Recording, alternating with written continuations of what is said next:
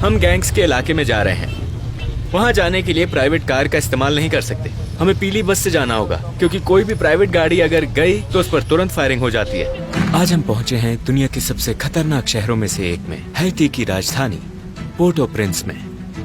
एक खुला इलाका जो हथियारबंद गैंग्स, छिपे हुए अमीरों और विदेशी ताकतों के बीच बटा हुआ है। सिर्फ राजधानी में ही 200 से ज्यादा गैंग्स एक्टिव हैं, जिनके लीडर का नाम है बारबेक्यू, जो अपने दुश्मनों को जिंदा जलाने के लिए बदनाम है। इन मिलिशियाज ने खुद को एक नाम दिया है जिसका मतलब है साथ में जीना। पोर्ट ओ प्रिंस। आज हम जाएंगे उन कैंप्स में जहां लोग गैंग हिंसा से भाग कर आए हैं, जिनके मोहल्ले अब खंडर बन चुके हैं, और फिर हम रेजिस्टेंस से मिलेंगे। आम लोगों का वो ग्रुप जिन्होंने ठान लिया है कि अब और नहीं झुकेंगे। तो ये रेजिस्टेंस है। हाँ, ये रेजिस्टेंस है। आम नागरिक जिन्होंने अपनी जमीन और अपने लोगों की रक्षा के लिए हथियार उठाए। हमें खुद को बचाने के लिए लड़ना ही पड़ा।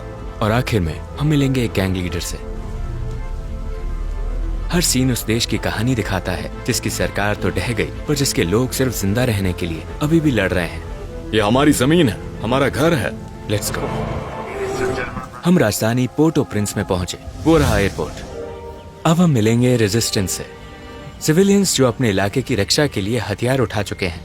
हम रेजिस्टेंस के एरिया में आए हैं। लोगों ने यहाँ से भागने से इनकार कर दिया, भले ही गैंग्स ने उन्हें निकालने की कोशिश की। ये आर्म्ड व्हीकल केन्या से आया है। केन्याई फोर्सेस ने यूएन के साथ मिलकर यहाँ मदद करने का काम किया है। वो अपनी इंटरनेशनल इमेज सुधारने के लिए सीधे अफ्रीका से यहाँ पर आए हैं। यहाँ की सारी कम्युनिटीज गैंग के कंट्रोल में है। शहर ऐसे बटा जैसे बॉर्डर देशों को बांटते हैं। और जब हमला होता है वो कई लोगों को मारते हैं, बलात्कार करते हैं, बच्चों को पीटते हैं। लेकिन ये लोग तो सिविलियन हैं, उनके अपने लोग हैं, इसलिए उन्होंने खुद के लिए रेजिस्टेंस ग्रुप बनाने का फैसला किया। तो ये अपने लोगों की रक्षा करते हैं। हाँ, अब हम रेजिस्टेंस के साथ हैं और मैंने भी उनका यूनिफॉर्म पहना है। अगर मैं गैंग कंट्रोल्ड एरिया में ऐसे जाता तो मारा जाता, क्योंकि ये रेजिस्टेंस यूनिफॉर्म है। इन्हें कहते हैं विजिलेंटीज, साधारण लोग, मैकेनिक, किसान, पिता, जिन्होंने अपने घरों की रक्षा खुद करने का फैसला किया।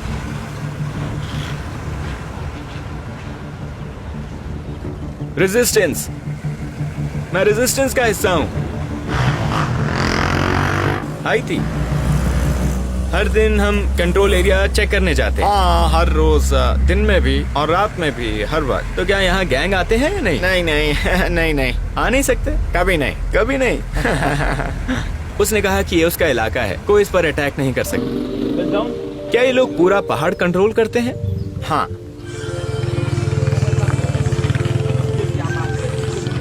रेजिस्टेंस ने यहाँ चेक पॉइंट बनाए हैं ताकि कोई गैंग मेंबर अंदर घुसने की कोशिश करे तो पकड़ा जाए। ये रेजिस्टेंस का एक मेंबर है। ये आईडी चेक करता है और लोगों की तलाशी लेता है। ये लोग आम नागरिक हैं, लेकिन इलाका पूरी तरह इनके कंट्रोल में है। अभी उन्होंने एक आदमी को रोका, उसके चेहरे पर खून लगा था। उसने बताया कि थोड़ी देर पहले जब वो यहाँ से गुजर रहा था तब गैंग वालों ने उसे पीटा था। यहाँ गैंग्स का कंट्रोल फ्यूल, बिजली, पानी, पोर्ट्स, यहाँ तक कि कुछ एयरपोर्ट्स तक फैला हुआ है। लेकिन हैती इस हाल में कैसे पहुंचा? चलो थोड़ा पीछे चलते हैं। आजादी से पहले हैती को सेंट डोमिंग कहा जाता था। वो वक्त की सबसे अमीर फ्रेंच कॉलोनी थी। इसकी दौलत शुगर और कॉफी से आती थी, जो लाखों अफ्रीकन गुलामों की मेहनत पर टिकी थी। 1804 में एक खूनी क्रांति के बाद हैती दुनिया का पहला आजाद ब्लैक नेशन बना, लेकिन फ्रांस ने इसे कभी माफ नहीं किया। 1825 में उसने अपने जहाज भेजे और हैती पर इंडिपेंडेंस डेट थोप दिया, मतलब गुलामों के फ्रेंच मालिकों को हुआ नुकसान चुकाओ। ये कर्ज 120 साल तक हैती की इकोनॉमी का गला घोंटता रहा और इसने एक आजाद देश को फिर से घुटनों पर ला दिया। फिर 1915 में अमेरिका ने स्टेबिलिटी लाने के नाम पर यहाँ इन्वेड किया, बैंक अपने कब्जे में लिए, सोना उठा लिया और अपने पीछे करप्शन का सिस्टम छोड़ गया। 2010 ने एक भूकंप ने राजधानी तबाह कर दी। 2 लाख से ज्यादा लोग मारे गए और देश फिर से अफरा तफरी में डूब गया। इन्हीं मलबों से गायब स्टेट की जगह लेने गैंग्स का जन्म हुआ और 2021 में राष्ट्रपति की हत्या हो गई। सरकार पूरी तरह ढह गई, पुलिस का कंट्रोल खत्म हो गया और लोग अकेले रह गए।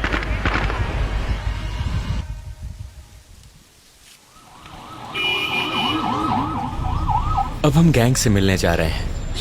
उन तक पहुंचना आसान नहीं था। तो अब हम बस लेंगे क्योंकि पोर्ट ऑफ प्रिंस का डाउनटाउन गैंग्स के कब्जे में है। हम गैंग्स के इलाके में जा रहे हैं। वहां जाने के लिए प्राइवेट कार का इस्तेमाल नहीं कर सकते। हमें पीली बस से जाना होगा क्योंकि कोई भी प्राइवेट गाड़ी अगर गई तो उस पर तुरंत फायरिंग हो जाती है। देखो लोग कैसे एक दूसरे पर चढ़े हुए हैं। हमें उनके इलाकों से गुजरना है, वो भी भेष बदल कर।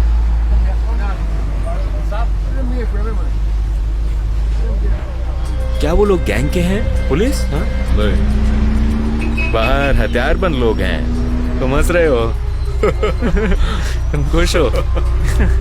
अब ये सब एक नाम के तहत एकजुट हो गए हैं। पहले इन्हें G9 कहा जाता था, अब ये कहलाते हैं Viva Sam. इनका लीडर है जिमी, जिसे सब बारबेक्यू कहते हैं। वो पहले पुलिस ऑफिसर था जिसने सिस्टम के खिलाफ हथियार उठा लिए।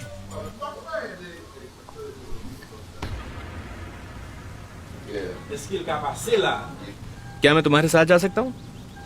पीछे बैठकर? सेफ है? हाँ। ये गैंग लीडर है, चलो।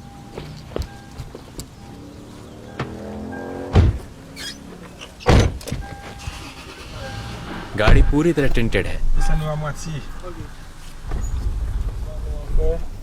ये उनमें से एक गैंग लीडर है। और ये घर खाली है? हाँ। क्या ये लोग शहर का 80% हिस्सा कंट्रोल करते हैं? 95%। क्या ये बारबेक्यू के अंडर काम करता है?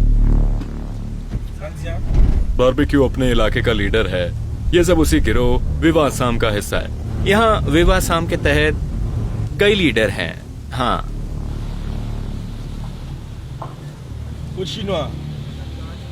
अब हम एक जगह जा रहे हैं जहाँ इसका सीक्रेट इंटरव्यू शूट करेंगे।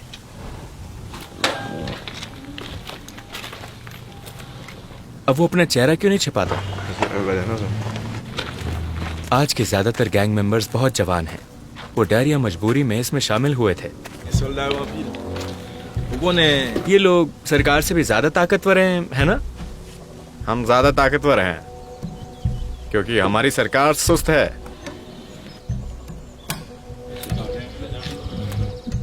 इस देश का हल बस एक है, सबको साथ बैठाना होगा। हम सब एक हैं। सोल्यूशन ये नहीं कि हम एक दूसरे पर गोली चलाएं। तुम्हारे पास बंदूकें हैं, मेरे पास भी हैं, और तुम ही हो जो मुझे बंदूकें देते हो और गोलियां भी पहुंचाते हो। तुम इंटरनेशनल फोर्सेस से कहते हो कि वो मुझे मार दें, और वही तुम मुझे ही बंदूकें और गोलियां बेच रहे हो।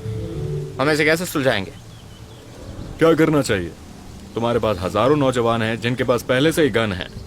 अब तुम उनकी गन्स वापस लेना चाहते हो, पर कोई प्लान नहीं दे रहे। तुम ये नहीं बता रहे कि उनका आगे का क्या होगा। मैं तो अपनी गन से थक चुका हूँ। कई बार मैं इसे घर पर ही छोड़ देता हूँ। तो मैं समझता हूँ अगर किसी दिन न्याय हुआ तो मैं शायद अपने किए की सजा भुगत सकूंगा, पर उन छोटे बच्चों का क्या? तो ये बच्चा कितना बड़ा है? 14?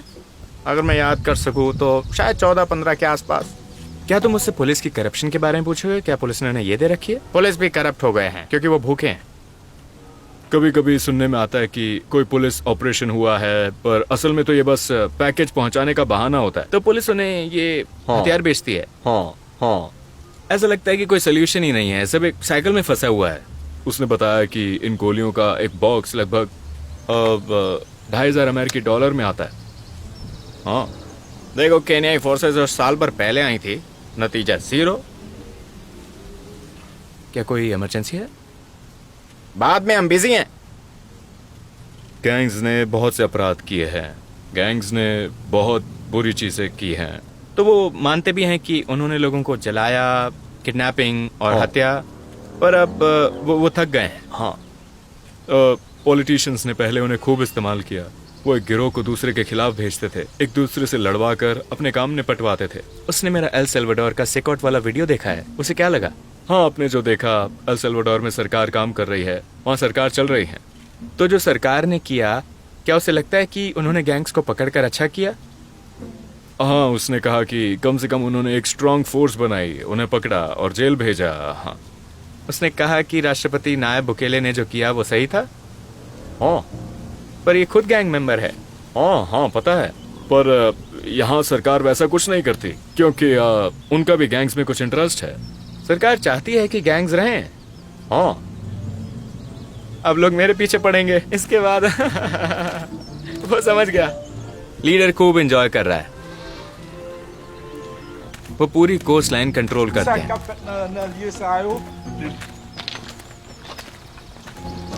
अगर पुलिस ने मुझे इसके साथ देखा तो क्या होगा?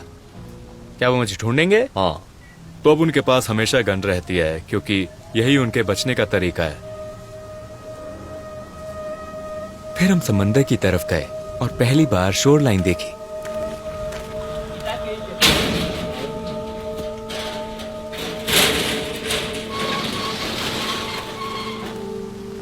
ये सीसाइड विला अब उनके कंट्रोल में है।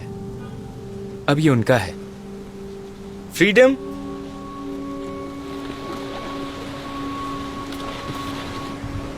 ये समंदर अब तुम्हारा है।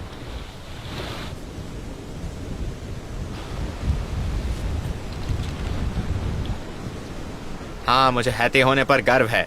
हम आजादी के ब्लैक वंशज हैं और हम गर्व महसूस करते हैं। इसे कभी नहीं भूल सकते। हमने सबसे पहले दुनिया को दिखाया कि असली आजादी क्या होती है। हम बच गए। भगवान का शुक्र है, हम बाहर आ गए। बाहर हैं। हम बाहर हैं। हो गया।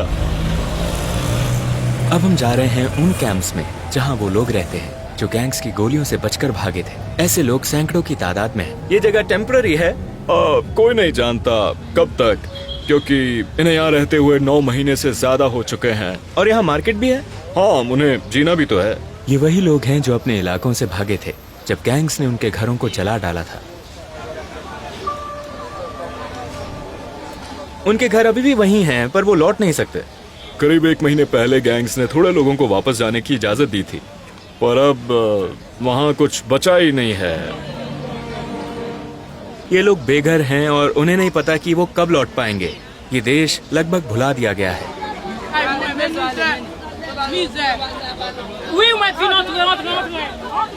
इस एक टेंट में 6 लोग रहते। बारिश में हर जगह से पानी टपकता है। ये लोग ऐसे हालात में जी रहे हैं जैसे कई देशों में शरणार्थी जीते हैं। लेकिन जिम्मेदार कौन है? लोग कहते हैं सरकार। इस वक्त करीब 5 लाख लोग बेघर हैं। 5 लाख? हाँ, पूरे 5 लाख पूरे देश में फैले हुए।